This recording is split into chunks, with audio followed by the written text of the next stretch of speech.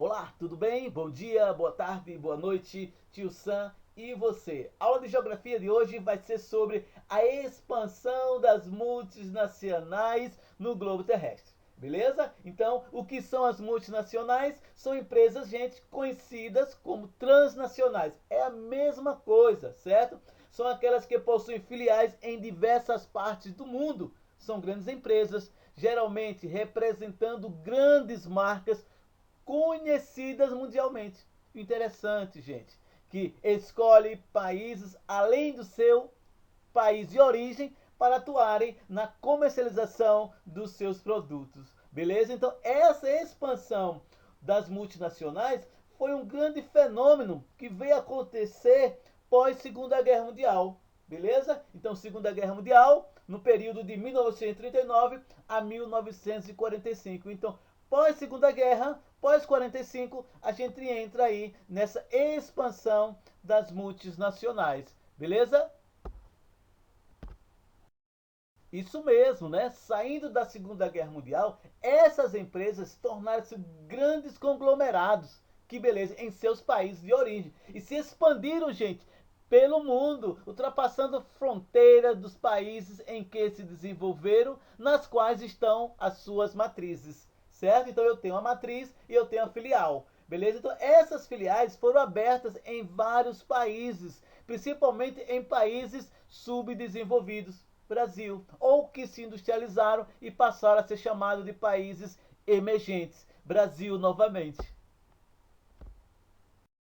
Então, gente, em resumo, a expansão das multinacionais pelo mundo, tá? Então, os países subdesenvolvidos ou países emergentes foram palcos, são palcos de interesse dessas multinacionais, que são geralmente oriundas de países ricos, desenvolvidos, de grandes potências. Não quer dizer que os países emergentes não tenham multinacionais também.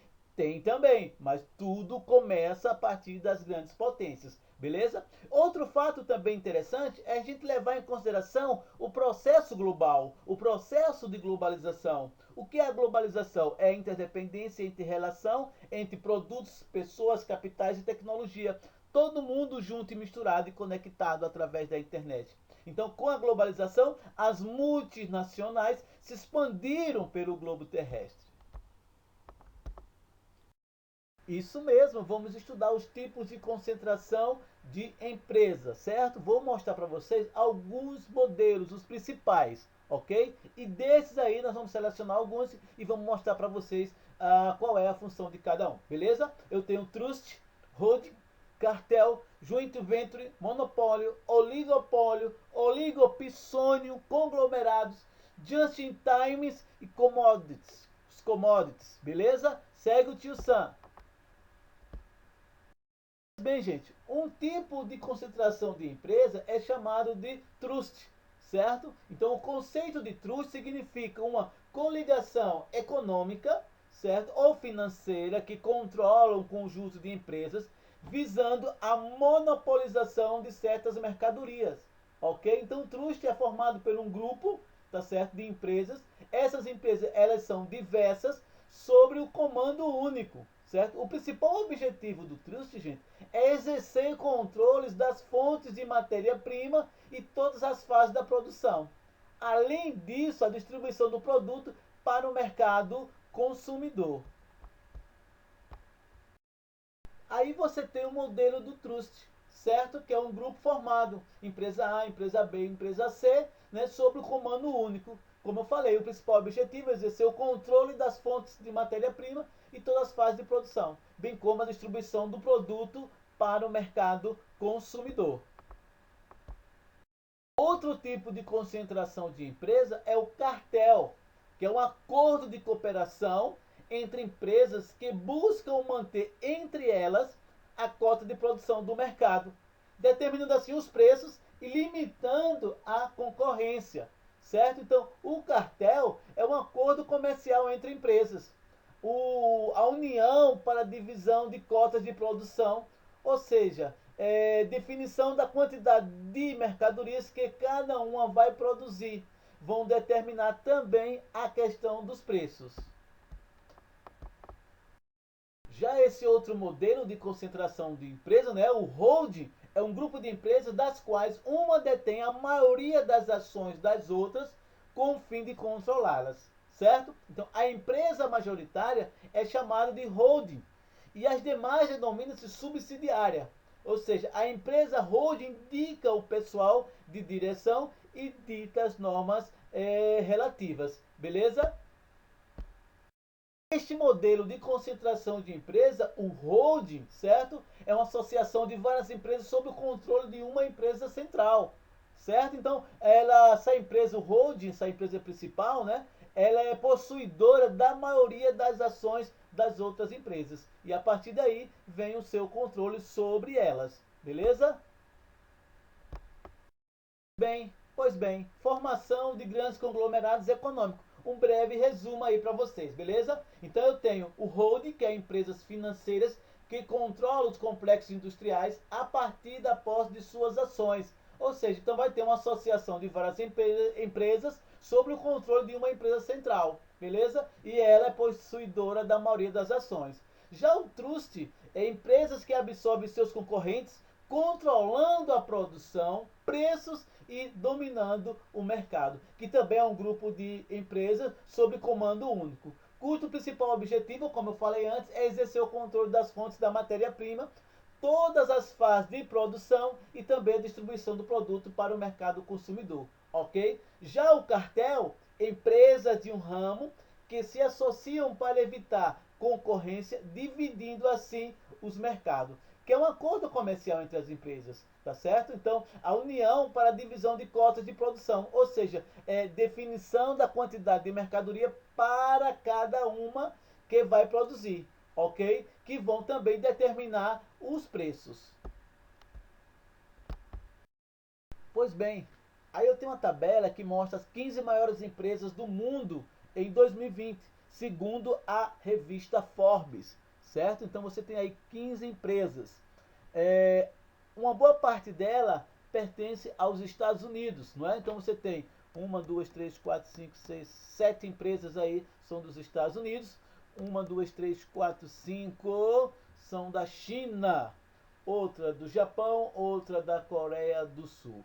Beleza, gente? Então, basicamente é isso, tá? Dentro dessas 15 maiores empresas do mundo, o setor bancário continua dominando o mundo corporativo, que elenca as maiores as companhias de capital aberto do planeta. Ou seja, 15 das maiores empresas selecionadas, 9 são bancos, beleza? Já o monopólio, ele pode ser de privilégio legal e de privilégio ilegal, certo? Então, num privilégio legal é quando uma pessoa ou empresa ou governo fabrica e vende produto ou serviço, ou seja, aquela empresa que controla o mercado legalmente, tá certo? No privilégio ilegal seria um comércio abusivo, ou seja, mesmo pessoa ou empresa tornar-se possuidor de determinado produto e vendê-lo por preço exorbitante. Isso é monopolização, beleza? O oligopólio é a forma evolutiva do monopólio, como eu falei antes. Então ele vai evoluir, no qual um grupo de organizações promove domínio de determinada oferta de produtos ou serviços. A globalização e as cidades globais, gente, ela tem tudo a ver uma com a outra, certo? Então, a globalização é um processo que o mundo passou a partir dos anos 90, né, com o avanço dos meios de transportes, principalmente das telecomunicações e dessa tecnologia que nós usamos na atualidade. Então, o mundo encurtou, houve uma interação global, uma internacionalização da economia, ok? Já as cidades globais são cidades conhecidas como metrópoles mundiais, ou seja, essas cidades globais ela tem uma grande aglomeração urbana, tem um grande centro de influência internacional e a concentração e movimentação financeira. Então, a globalização e as cidades globais estão inseridas dentro do processo de globalização. Beleza? Então, essas cidades globais, ela tem várias características importantes e fundamentais que você não deve esquecer. Uma delas é a economia forte, intensa urbanização, um mercado bem diversificado, elevado número de serviços, uma gama de opções culturais, certo? Então, as cidades globais, além de tudo, elas possuem centro de pesquisa de alta qualidade, ok? Centro de comunicação com alto nível, ou seja, forte setor de transporte rodoviário, aeroportos, metrô e as avenidas. Lembrando que nessas cidades globais, elas são a sede de bancos e empresas multinacionais, justamente com a bolsa de valores, beleza? Em resumo, o que é uma cidade global, né? Grande centro bancário, comercial, financeiro, político, industrial, possui grande influência a nível regional, nacional e internacional. Essa cidade global ela é capaz de concentrar habilidades e recursos. Numa cidade global, poder significa primariamente poder econômico e político. Pois bem, neste mapa aí, você pode observar, né? Rio de Janeiro e São Paulo são cidades globais. Não é? Mexico City, cidade global. Los Angeles, nos Estados Unidos. Nova York, ok? Cidade global. Moscou, na Rússia, cidade global. Tóquio, Japão, cidade global. Então, observa aí quantas cidades globais nós temos. Pois bem, as cidades globais elas podem ser alfa, beta e gama, certo? As cidades alfa são cidades de maior influência do planeta. Já as cidades beta são cidades intermediárias. E a gama significa de menor expressão mundial. Então aí como você pode ver muito bem. Então tem cidades globais, alfa, né? Londres, Nova York, Paris, Tóquio, ok? Cidades globais betas, eu tenho São Francisco, City, Toronto, Zurique. Tenho também na beta, eu tenho São Paulo, ok? Já as gama, ou cidades globais gama, eu tenho aí Amsterdã, Boston, Caracas, entre outras e outras. Beleza, gente? Então é isso aí. Outros, nesse mapa também é bem evidente, né? São Paulo como beta, Cidade do México como beta, Sydney na Austrália como beta, ok? Tenho também como alfa, eu tenho Nova York, tenho Londres, Paris e Tóquio. E como gama, Buenos Aires, Cidade do México e Pequim. Beleza, gente? Chegamos a um final de uma aula. Espero encontrar com vocês na próxima aula, beleza? Aquele abraço, tudo na paz.